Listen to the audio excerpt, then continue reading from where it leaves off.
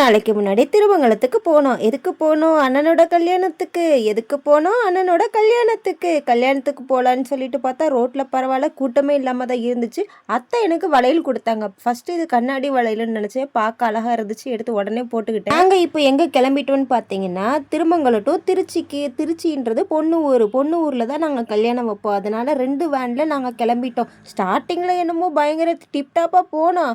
ஆனால் போக போக ட்ராவல்லே ரொம்ப சோர்ந்துட்டோங்க. எல்லாருமே தூங்க ஆரம்பிச்சிட்டாங்க ஒரு கட்டத்தில்.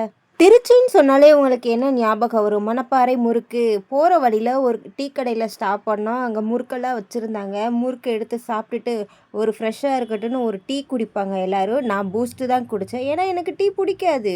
யாருக்கு எங்கே முடிவு பண்ணியிருக்குன்னு யாருக்கும் தெரியாது. கடவுள் விட்ட விதி தான். அதனால தான் திருமங்கலத்துக்கோ திருச்சிக்கோ இப்படி ஒரு உறவு வந்திருக்கு. வர வேண்டிய இடத்துக்கு வந்துட்டோம். அடுத்து என்ன, கிளம்ப வேண்டியதான். பாய் பாய், நெக்ஸ்ட் வீடியோவில் பார்ப்போம்.